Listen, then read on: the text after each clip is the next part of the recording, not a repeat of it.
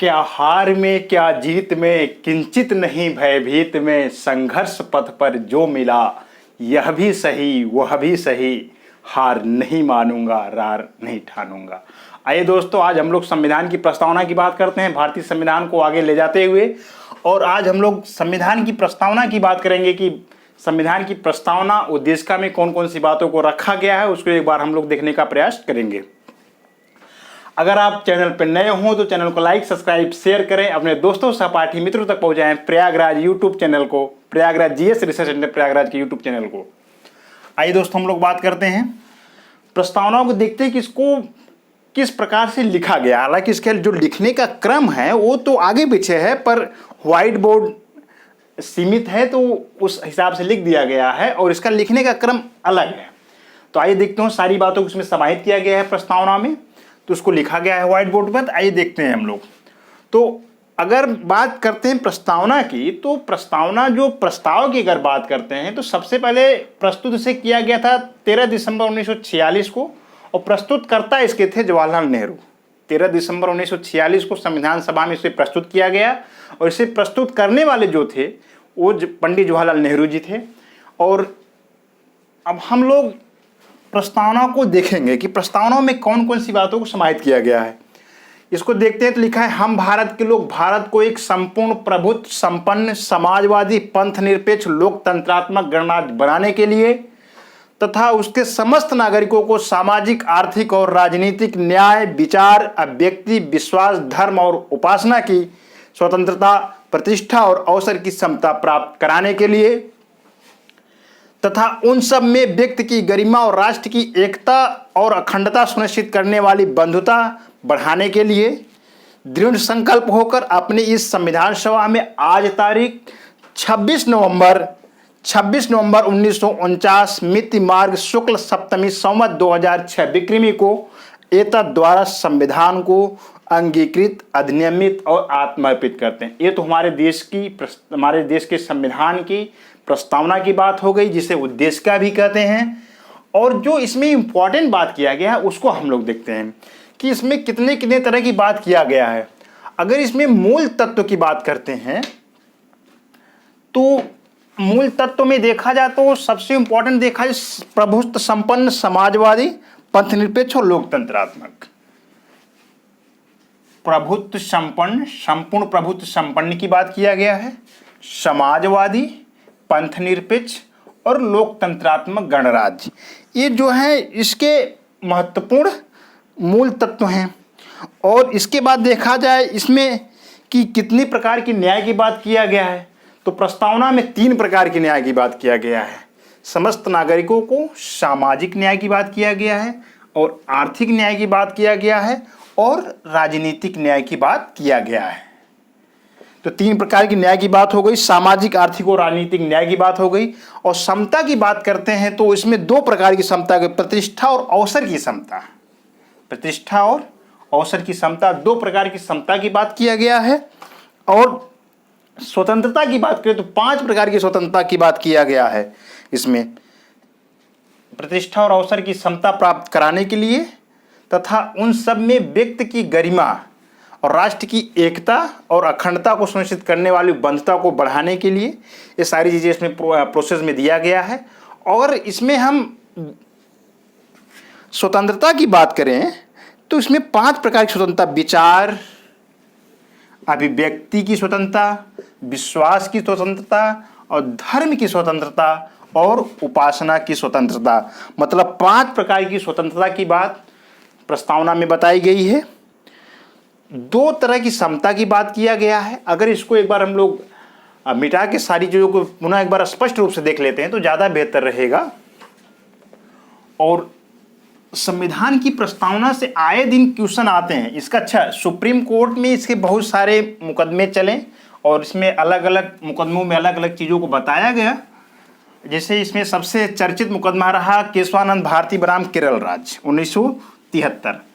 तो इसमें देखा जाए तो ये तो एक बार हम लोग दूसरी वीडियो में क्रमशः देखेंगे प्रस्तावनाओं में क्या क्या विवाद रहा है, कौन कौन से मुकदमों में क्या क्या सुप्रीम कोर्ट ने आदेश दिया है, उसको हम लोग एक बार दूसरी वीडियो में देखेंगे। पर आज हम लोग अगर बात करते हैं तो सबसे इंपॉर्टेंट इसमें बात करते हैं तो मूल तत्व। मूल तत्व। अब मूल तत्व में बात करेंगे तो इसमें चार आ जाएंगे। संपूर्ण प्रभुत्व संपन्न, संपूर्ण प्रभुत्व संपन्न और समाजवादी, समाजवादी और पंथ निरपेक्ष, पंथ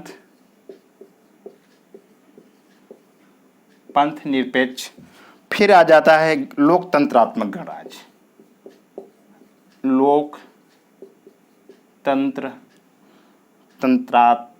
लोकतांत्रिक गणराज्य कह सकते हैं,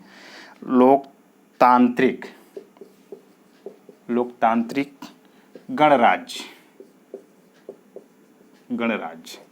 तो ये जो चार चीजें हैं ये मूल तत्व में आ जाएंगे। संपूर्ण प्रभुत्व संपन्न, समाजवादी, पंथ निरपेक्ष और लोकतंत्रात्मक गणराज्य, लोकतांत्रिक गणराज्य। ये तो मूल तत्व की बात हो गई, भारत की प्रस्तावना की, संविधान की प्रस्तावना की बात हो गई।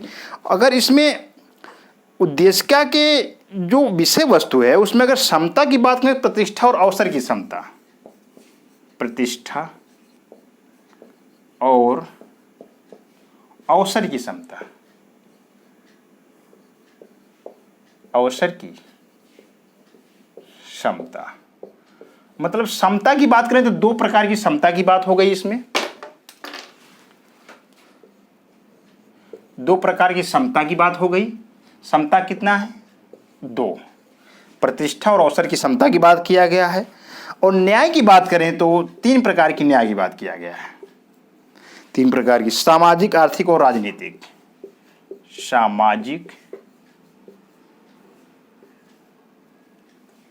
सामाजिक, आर्थिक और राजनीतिक।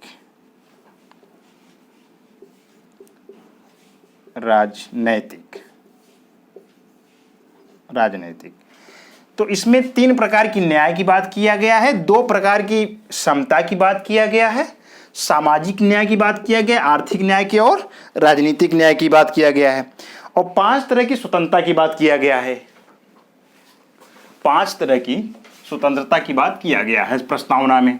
उसको देख लेते हैं कौन कौन सी पांच स्वतंत्रताएं हैं जो कि प्रस्तावना देता है नागरिकों को।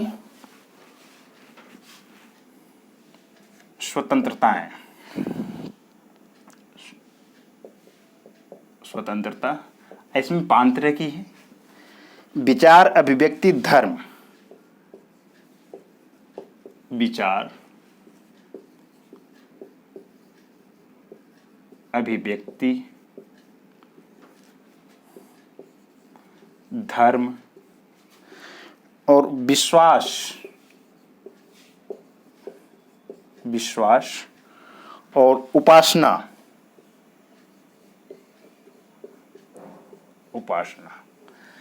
तो संविधान की प्रस्तावना में पांच तरह की न्याय की बात की, पांच तरह की स्वतंत्रता की बात किया गया है। विचार की स्वतंत्रता होगी, अभिव्यक्ति की स्वतंत्रता होगी और धर्म की स्वतंत्रता होगी और विश्वास करने की स्वतंत्रता होगी और उपासना की स्वतंत्रता होगी। तो इसको तो अब हम लोग भारतीय संविधान में देखे, जो भारतीय संविधान की प्रस्तावना की बात किया गया, जो उद्देशिका की बात किया गया है, इसमें हम लोगों ने देखा दो तरह की समता, दो समता की बात हो गई, तीन न्याय की बात हो गई और पांच जो है स्वतंत्रता की बात हो गई। स्वतंत्रता ये हम लोगों ने अभी देखा। और 26 नवंबर 1949 मिति मार्ग शुक्ल संवत 2006 विक्रमी को एतद द्वारा संविधान को अंगीकृत, अधिनियमित और आत्मर्पित करते हैं। मतलब ये जो प्रस्तावना बनाया गया इसको 26 नवंबर 1949 को ही हम लोग अंगीकृत करते हैं, अधिनियमित करते हैं और आत्मर्पित करते हैं। तो ये तो भारतीय संविधान की प्रस्तावना की बात हो गई। इसमें स्वतंत्रता की बात हो गई, समता की बात हो गई, न्याय की बात हो गई कि दो तरह की समता की बात किया गया है, तीन तरह की न्याय की बात किया गया है और पांच तरह की स्वतंत्रता की बात किया गया है। और इसमें जो प्रभुत्व संपन्न, समाजवादी, पंथ निरपेक्ष और लोकतंत्रात्मक गणराज्य की बात किया गया है, मूल तत्व हैं प्रभुत्व संपन्न, समाजवादी, पंथ निरपेक्ष और लोकतंत्रात्मक गणराज्य। ये चार जो है मूल तत्व हैं हमारे हमारे प्रस्तावना की। और अगर आप चैनल पर नए हो तो चैनल को लाइक सब्सक्राइब शेयर करें। Prayagraj GS research centre Prayagraj channel को लाइक सब्सक्राइब शेयर करें, अपने दोस्तों सहपाठी मित्रों तक पहुंचाएं। अब हम लोग अगली वीडियो में उच्च न्यायालय की बात करेंगे, हाई कोर्ट की बात करेंगे, अनुच्छेद 214 से उसको देखेंगे क्रमशः आगे जो जो प्रावधान बताए गए हैं राज्यों के उच्च न्यायालय में। और अपने जीवन पथ पर आप आगे बढ़ते रहें और अच्छे से अपनी तैयारी करते रहें एग्जाम को दृष्टिगत देखते हुए। और अब हम लोग अगली वीडियो में पढ़ेंगे उच्च न्यायालय हाई कोर्ट को। तब तक के लिए आपको ढेर सारी शुभकामनाएं। आप सकारात्मक दृष्टिकोण से अपने एग्जाम की अच्छे से तैयारी करते रहें। धन्यवाद, थैंक यू, नमस्कार।